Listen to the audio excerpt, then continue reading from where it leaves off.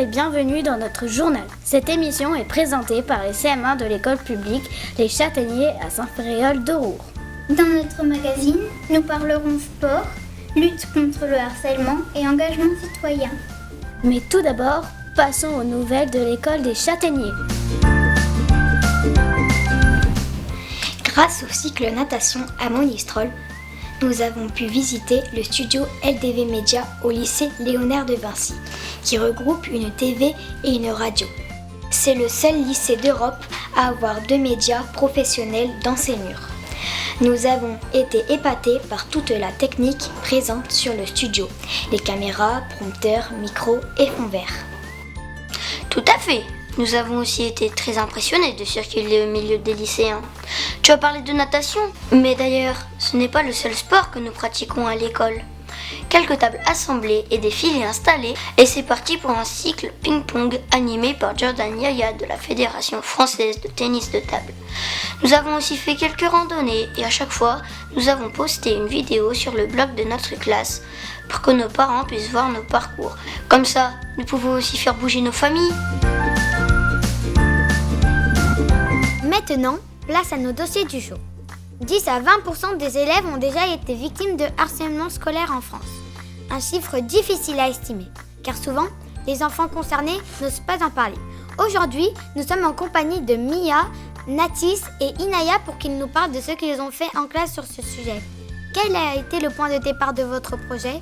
À l'occasion de la journée nationale lutte contre le harcèlement, le 9 novembre 2023, la maîtresse nous a montré cette affiche. Nous savons que nous sommes tous différents. Pourtant, très souvent, quand quelqu'un est harcelé, c'est parce qu'il est jugé trop ceci ou trop cela. Alors que ce sont les différences qui font notre richesse. Effectivement, si on était tous pareils, on s'ennuierait vite. Ensuite, nous étions par groupe et à partir d'un dessin, nous avons décrit différentes situations. Par exemple, quand quelqu'un est poussé, frappé ou bien qu'on se moque de lui, qu'il est isolé du groupe.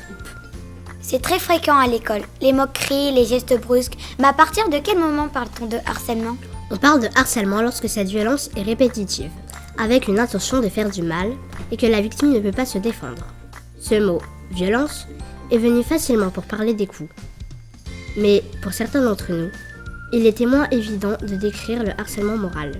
Pourtant, quand on isole ou qu'on se moque de quelqu'un, c'est aussi violent.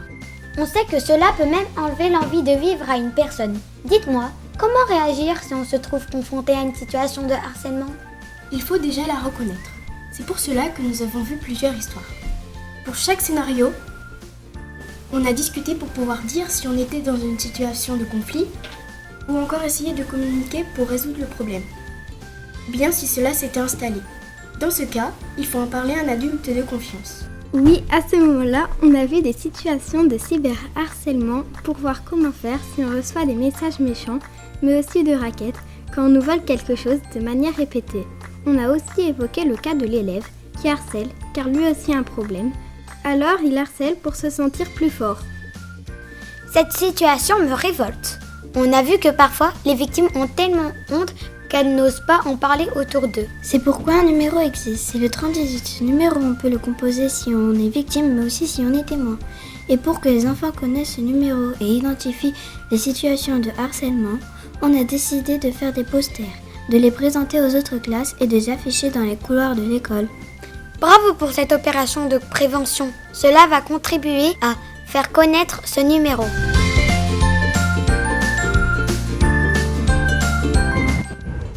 À présent, nous avons des invités exceptionnels. Ils ont été élus par leurs camarades pour faire partie du CME.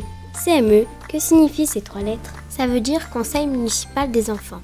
En fait, c'est un groupe d'enfants qui sont élus par leurs camarades. Il y a 6 CM1 et 6 CM2 issus des 2 écoles, publiques et privées. Nous travaillons ensemble pour mettre en place des projets. À quoi sert le CME ? Ça sert à comprendre que la voix des enfants compte pour le village.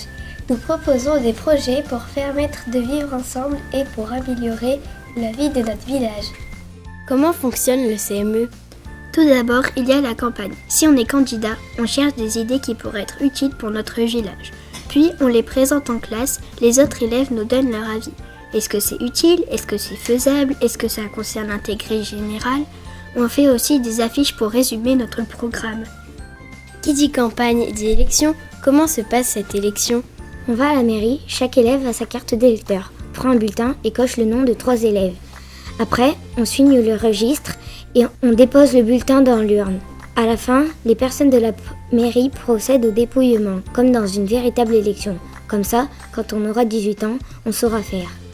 Quelles sont vos idées pour la commune? Un skatepark, une poubelle de tri et un banc de l'amitié pour aider les enfants qui se sentent seuls dans la cour. Aller visiter la résidence senior, faire une journée sans cantine et donner l'argent économisé à une association. Faire construire un city-stade. Je voulais faire une piste cyclable, des activités pendant les vacances et mettre un trampoline dans le parc. J'aimerais installer des nichoirs, mettre de la végétation dans la cour, faire un jumelage et faire un abri autour du stade. Que se passe-t-il une fois que vous êtes élu? Il y a 6 réunions dans l'année, on propose nos idées à monsieur le maire et ses adjoints. Ensuite, certaines idées sont retenues et on voit avec le CME et notre classe comment les mettre en place. Quelles idées ont été retenues par le CME? Nous allons organiser une journée avec les personnes âgées. Le matin, un groupe fera des gâteaux pendant qu'un autre fabriquera des animaux avec des objets recyclés pour créer un zoo fantastique. Ensuite, nous ferons un pique-nique. Et l'après-midi, nous présenterons notre gâteau et notre animal. Puis, nous ferons des jeux. La journée se terminera par une boum. C'est un beau programme, ça donne envie. Merci beaucoup de nous avoir présenté ce projet citoyen.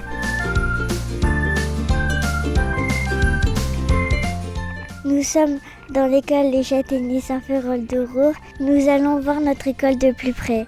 Nous voici dans l'école des Châtaigniers. Notre école compte 197 élèves répartis en 9 classes.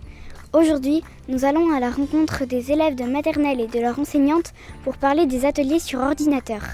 À partir de quel âge les élèves font-ils des activités sur ordinateur? Bonjour Gianni, les élèves en maternelle commencent à faire de l'ordinateur en grande section. Le matin, dans des ateliers en classe, en langage, en phonologie, pour apprendre à travailler sur les sons, sur les syllabes, ou l'après-midi, dans le cadre des activités de décloisonnement. En quoi consistent ces activités? Ces activités consistent en l'utilisation d'un logiciel qui s'appelle Flock, pour lequel on a plusieurs activités dans différents domaines, en mathématiques et en français. Les enfants ont un livret de suivi individuel et du coup, ils font les exercices à leur rythme. Quels sont les avantages de l'ordinateur? Ils permettent à chacun d'avancer à son rythme, de recommencer s'il en a besoin, de se rendre compte que s'il fait des erreurs, ce n'est pas grave, parce qu'il est toujours possible de recommencer sur l'outil informatique. Comment ça se passe si un élève se trompe? Si un élève se trompe dans le logiciel Flock, c'est très simple. En bas de l'écran, il a une validation automatique. S'il obtient un petit bonhomme vert, un petit floc vert, c'est que c'est bon. S'il obtient un petit floc orange, c'est qu'il y a quelques erreurs. Et s'il obtient un petit floc rouge, c'est qu'il s'est vraiment trompé. Et à la fin de l'exercice, il y a Flock, donc c'est un petit monstre sympathique, qui arrive sur un skate et qui leur dit s'ils ont gagné ou s'ils doivent encore essayer. Est-ce que l'ordinateur pourrait remplacer la maîtresse? Alors non, l'ordinateur ne pourra jamais remplacer la maîtresse, dans le sens où les enfants ont besoin quand même de l'adulte, de l'enseignant, pour faire des choses avec eux, pour s'entraîner, pour manipuler. Et l'ordinateur leur permet simplement de faire autrement quelque chose qu'on a fait en classe avec eux. Il s'en passe des choses dans le domaine du numérique dans cette école, n'est-ce pas Noélia? Tout à fait Sacha, les classes de CM1 et CM2 de notre école sont devenues des champions du codage grâce à un projet autour de la programmation. En effet, les référents numériques du département sont venus une journée à l'école pour nous initier au codage et à la programmation. Nous avons découvert ce qu'est un algorithme. C'est décomposer une tâche complexe en étapes pour résoudre un problème. Nous nous sommes mis à la place d'un ordinateur qui fait des choix pour ranger des nombres par ordre croissant. Nous avons aussi décomposé un déplacement avec 2 petites instructions. Comment pivoter à gauche, à droite, avancer et reculer pour le faire avec un robot qui s'appelait Bluebot. Puis en classe, pendant un mois, nous avons planifié le déplacement d'une fusée en évitant des pièges comme des météorites et en trouvant la façon la plus simple d'écrire un programme en faisant des boucles lorsque les actions se répètent. Nous avons des défis de déplacement avec un livret qui comportait des challenges de plus en plus compliqués. Par exemple, nous devions animer les personnages d'Angry Bird et l'âge de glace et à chaque fois, on pouvait tester notre programme pour arriver au trésor. Nous avons aussi décodé et encodé des images pixelisées avec par exemple le codage binaire 00 blanc, 11 noir, 10 jaune, 01 rouge. Nous avons aussi résolu des problèmes. Il fallait ensuite programmer le robot pour qu'il aille jusqu'à la bonne réponse. Est-ce que tu as aimé ce projet ? Ce qui était bien, c'est qu'à chaque fois, on pouvait se tromper et recommencer. Ces activités étaient variées et amusantes. On était très motivés pour réussir ces challenges. Avant, je croyais que la programmation c'était difficile. Maintenant, je sais que je peux y arriver. Ça m'a tellement intéressée que j'ai eu un Blue Bot à Noël. Comme vous pouvez le voir, c'est un franc succès. Nous remercions Nathalie Benoît et les autres référents numériques pour nous avoir montré comment faire et pour nous avoir prêté les robots.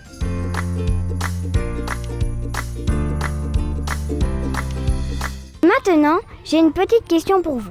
Vous avez 10 secondes pour citer 5 hommes célèbres. Ensuite, même challenge. Citez 5 femmes célèbres.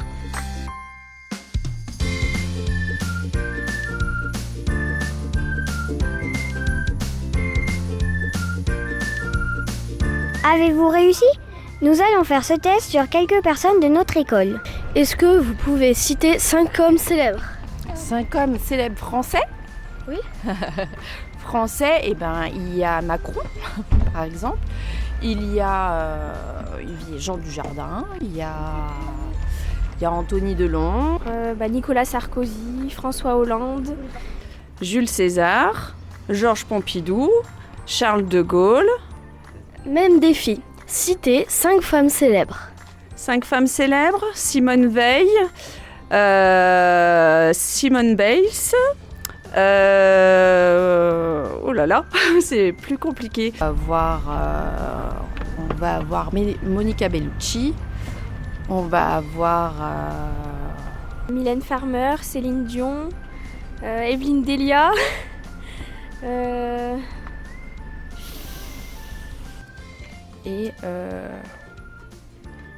Comme vous le voyez, les femmes sont moins représentées dans notre mémoire collective. Et pourtant, elles en ont fait des choses. Les élèves de CM2 se sont inscrits au projet Femmes d'exception. Au mois de novembre, ils ont reçu la visite de Guillaume Marais, qui est conseiller pédagogique sur les valeurs de la République. Lors de son intervention, les élèves ont appris à lire une affiche en nommant les différents éléments. Le titre, l'illustration, la source. Puis ils ont visité une exposition consacrée aux femmes célèbres. Quelle femme célèbre as-tu préférée et pourquoi ? J'ai préféré Coco Chanel parce qu'elle a inventé son style de vêtements. Moi, c'est Léla Lombardi parce que ça a été la première femme à faire de la Formule 1. Moi, j'ai préféré Malala Yousafzai car c'était très courageux ce qu'elle a fait. Moi, j'ai préféré Anne Frank car c'était une femme très courageuse. Moi, j'ai préféré Marie Curie parce qu'elle a sacrifié sa vie pour la science. J'ai préféré Rosa Parks parce qu'elle est très courageuse. Que t'a apporté ce projet ? Ce projet m'a apporté des connaissances sur des femmes célèbres. Je trouvais que c'était cool d'apprendre des femmes célèbres qu'on ne connaissait pas. Ce projet montre qu'il y a beaucoup de femmes célèbres qui ont fait de grandes choses dans la vie. Ce projet m'a apporté de la culture sur les femmes d'exception. Ce projet m'a apporté de connaissances. Ce projet m'a apporté beaucoup de connaissances sur les femmes célèbres. Comment as-tu trouvé ce projet ? J'ai trouvé ce projet intéressant, culturel, enrichissant.